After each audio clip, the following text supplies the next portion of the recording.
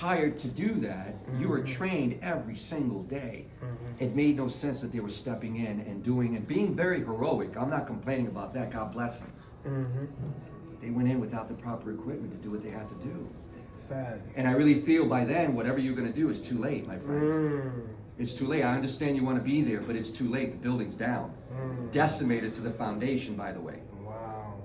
To the foundation. Never mind top heavy, and there's a stump of a building left. It was decimated to the foundation. So that means that you don't step into that space until you're properly equipped, and then you go in there because there's going to be no one alive.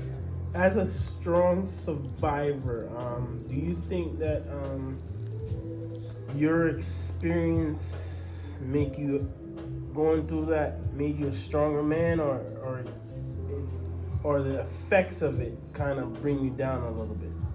That's a good question. I'm going to say a little bit of both because, like I said earlier, when I had to see a psychiatrist, and then the way I would talk with complete strangers about it, I was just trying to find an answer. No one was going to give me an answer, but I was just trying to find one. And I figured talking about it somehow would conjure up some kind of an answer. It never did.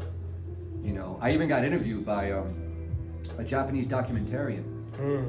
Sujo John. You can look him up, sujojohn.com, SUJO John.com. Sujo was caught under Tower 2. We finally get downstairs, and we're going over to, we're trudging through water knee deep. So anyway, we're going to the escalator to go up to Borders Bookstore. He beelines it to Tower 2. We're like, where are you going?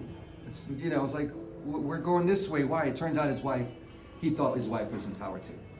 Because she worked in Tower 2 for Morgan Stanley. They had bought, if I remember, they had bought Shearson Lehman's office space. So if they're in the middle of the buildings. She's 4 months pregnant. Wow. So Sujo's running over to get his wife. So for those of you who are suspenseful and want to know what happened, I'd like to say stay tuned, but this isn't a movie. So, Yep. So what happened was she was fine. She actually went out to get breakfast. And when we got hit, she was outside and she's like, I'm not going in the building. My husband's in that building. I'm going to stay out here and see what's going on. So she never went out, but the phones were shot and there was no way to communicate anything to anybody. So Sujo thought she was in the building, which is why he beelined it to Tower 2. Wow. Because he got caught under Tower 2 as it came down. Wow. Yeah, he miraculously got out. Another guy got out, which turned out to be an FBI agent. He gave him his card, and I think there's something on the card that says, you know, they have to get in contact with the agency if the agent hands you, I don't know, something like that.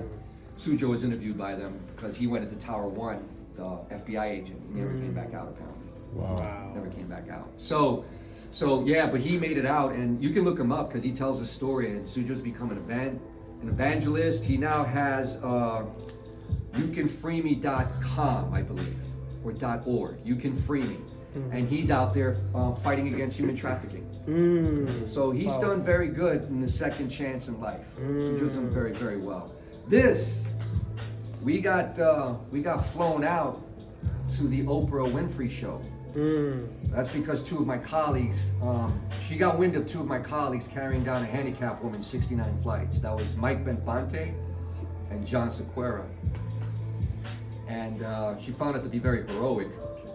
She wanted to invite Sujo, but Sujo wanted to talk about, you know, he credits Jesus. He was yelling Jesus at the top of his lungs, and he feels that Jesus saved him. And Oprah didn't want to talk about religion, you know, considering who they were blaming this on. We didn't want to get into that. She didn't want to get into that, excuse me, and I'm glad. But but we were there on the show, on the panel, and this is outside Harpo Studios, right in Chicago. So this was interesting because she, after she speaks with Mike and John, and there was a woman there that was pregnant whose husband was in the Pennsylvania plane. And after she got done speaking with them, she pointed at us and said, these are the survivors of 9/11 Network Plus. So we all stood up, and at that moment I felt guilty. I felt so guilty because like this is pretty vain of me getting in a plane to fly out here after people died in a plane, supposedly, right? And people died definitely in our buildings. It felt like I shouldn't have been there, you know, considering what had happened a week before, because this was a week later. But somebody got to tell a story. You know what I mean? Yeah. The thing is that the story that was told was the act of heroism. The stories that aren't being told, from what I've seen so far, is survivors discussing what they were going through. You know, like for example, when I finally got outside, I'm walking. There's a picture of me. Give me a second. There's a picture. Actually, I don't think I printed it out actually. But my wife's cousin found a picture of me running for my life. A guy stood on Fulton Street taking pictures of all of us running. And it's in Time magazine. Oh, and I have it on the phone here. And when I saw that picture, it was beam me up, Scotty. I was instantaneously brought back to that moment. It was a trip when I first laid my eyes on that picture. This guy just stood there. So we're running towards South Street Seaport, if you remember what it looked like. And South Street Seaport is like a 5-minute walk. And running and beelining it in that direction. And we got cut off because it, you know, for a lot of you who know that area, Gold Street, there's these very narrow old streets that are there, and so a lot of the dust and debris kind of shot through like a vacuum. So when it came across Gold Street, it looked like God was pulling the curtain right in front of us. It's just this whole right across, and everyone stopped dead. So I ended up beelining it myself up towards Prince Street, and then I noticed my building was gone. So this is the picture here. I don't know if I showed you this in the car. Yep, you showed me. So,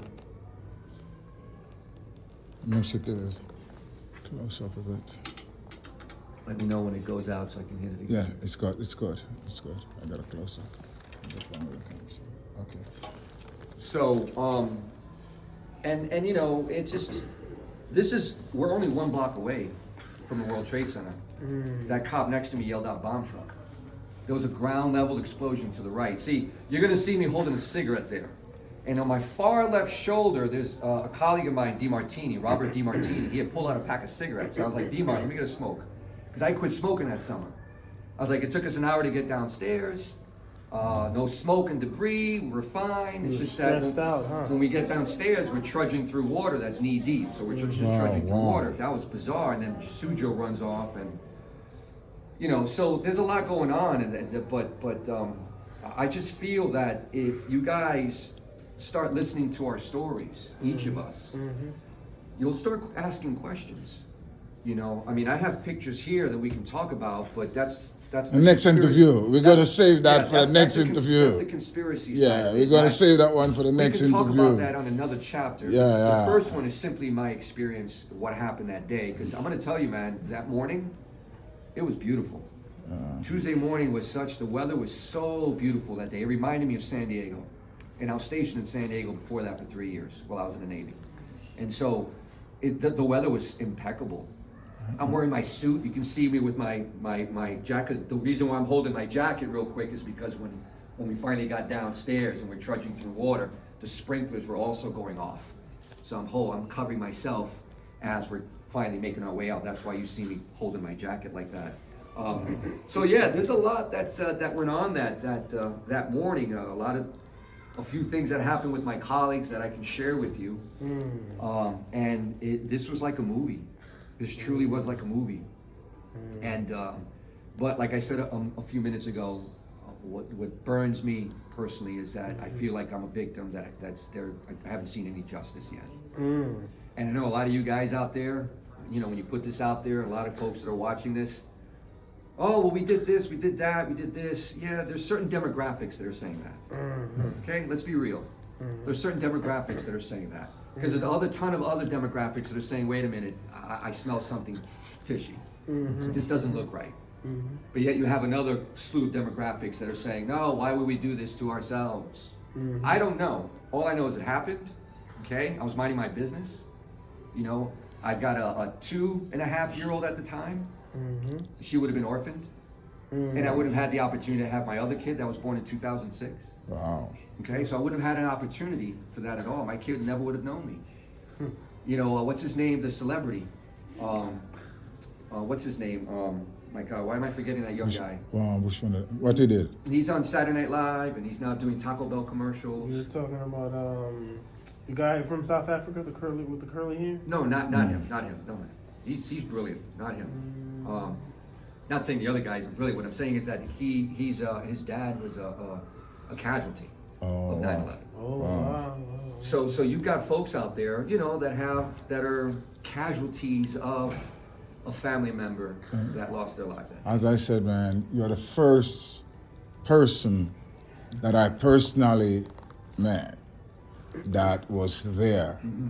And I remember that morning so clear. Right. Because my wife just went to work and I came in from work just before she left for work. And then when she called me and said, "Are you watching TV?" I said, "Yeah." And I said, "You didn't see what happened?" I said, "Yeah." You know, she called me and we started talking. You know, so I remember that morning just like it's just yesterday, man. Yeah. I can't forget that day. It was a serious day. I talk about it too, real quick, to young people, because you know I drive through the Uber and the Lyft, and I'll mention it to young people because I don't want it to be forgotten. Because something like this could happen again. It happened Pearl Harbor. Mm-hmm. And while I'm in boot camp, by the way, I'm being yelled at. We're all being yelled at by our company commanders, which is our version of drill sergeants. We'll never forget Pearl Harbor. We'll be at 100% readiness, always at 100% readiness. We'll never forget Pearl Harbor. Meanwhile, we're in push-up positions and we're doing all this, right? Yeah. What happened 9/11? Right? What? NORAD there's an Air Force base in Jersey, I think 2 of them. F-15s, F-16s, those guys are very fast. They could have been here like that. So all I know is that, you know, you have one plane hit a building. I think you had enough time to intercept the second one. You had enough time to intercept the second one. So, you know, but there's conspiracies. I have my theories behind that. And like I said, we can talk about that chapter 2. Okay. Here's Arturo talking about his experience 9/11. And then, all right, chapter 2. So what's your take on your experience about that? What do you think happened? Okay. And then I can throw you my 2 cents. Okay. My 2 cents. Because I use so many. Not his, not hers, not the Trumps, not the Biden people, not Democrats. Mine. You're going to hear mine because I'm a survivor. So you're going to hear my take. My 2 There's cents so of this many. conspiracy theory. I hear so many different, you know, ideas, and you know, people come up with so many different, you know, conspiracy theory and their version of what they think is the factual truth. You know what I mean? But it's so many different persons have And so you many know the different societies. interesting part about it too? I heard that both buildings were actually insured. Days before. Yeah, and I was saying to myself, Yeah. that doesn't sound to me. That doesn't we sound mentioned right. that too because I said that apparently the other buildings in Manhattan weren't insured for terrorism, not even the Empire State Building. And the Empire State Building got hit by planes twice. Exactly. But accident, they were Cessnas. Exactly. Somebody That's went off course, historically lost known. control, and went into the building. That was it. But those buildings didn't go anywhere because they're made out of brick and steel. Exactly. Wow. But the World Trade Center is made out of Japanese steel. So it's flexible. My stepfather was a glazier. He put up glass in that building. It was one of his first gigs when he was young. He went up to the 40th floor. And he has friends that are steel workers that they were going back and forth with the developers because they wanted to use American steel. And the developer said, no, we don't want to use American steel because where they were building the World Trade Center, the elements, there was nothing surrounding it to block it like the Empire State Building. There's a ton of buildings around the Empire. There was going to be nothing around the World Trade Center. It's by itself, basically, these 2 towers at the very foot of Manhattan Island, surrounded by the Hudson River. So there were times when I was up there working at 8 o'clock at night, and it's quiet. There's no hustle and bustle of people walking around and copiers. It's just really quiet. You can feel the building sway. You can feel it. Nothing to be like, oh shit, oh my God. It wasn't like that. It's like, whoa. It's like, you know, eerie. And then you can hear some of the traffic outside, but only like the horns and the sirens. Clearly you can't hear people, but you can hear horns and sirens. I only been in that building one time before, and probably around 10 years before what happened. and I just one time, and is a friend of mine came from Jamaica and say, and we was in New York, and he said, let's go check out the World Trade Center. And I was like, man, I don't want. And he's like, come on, man, let's go. And so we eventually went in the building that day, because we was going to catch a train to go to New Jersey. So we went in the World Trade Center at one time, so I only got one visit. Wow. You know, You know what I mean? you know the crazy thing too? I've lived there since 97 to 2002. I never stepped foot in there. Yeah, I went in there once. Never stepped foot in there. And like around 10 years before that happened.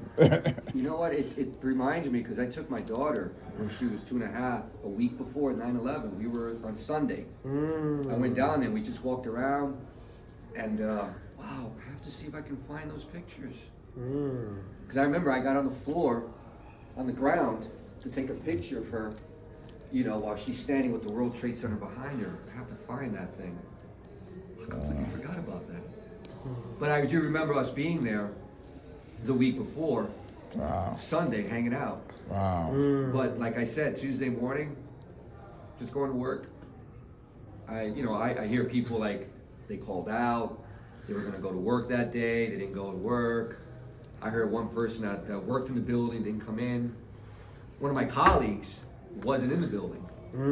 He was either late or he had to see a client super early. I think he had to see a client super early, actually. And he didn't come to the building till after everything was said and done. He's like, "What the hell's happening here?" You know, something like that. So, Yeah, I heard of a lot of things like that.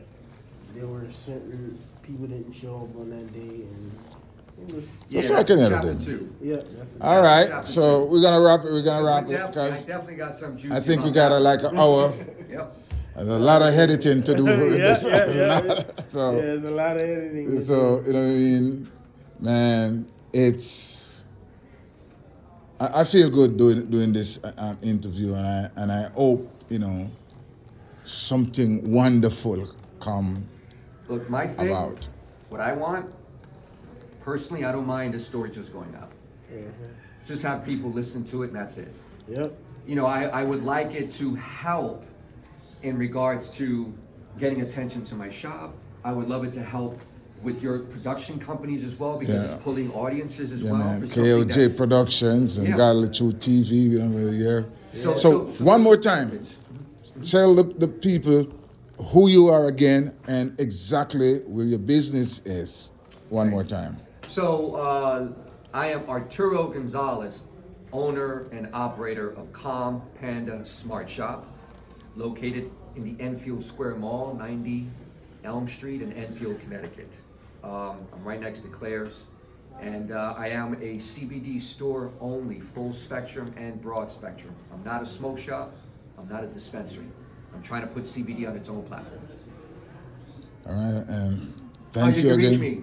Sorry. You Yeah. can reach me at 860-964-0212. 860-964-0212. And also, if you want to reach me, email sales@compandasmartshop.com. I will have my website up and running soon enough. You guys can order that way. And also, there will be a description in the comment so that you can get the right information if you miss it. So I definitely like you to check out this business, help to promote it, and we're gonna do it again. All right? Thanks very much. Guys, a pleasure. Thanks.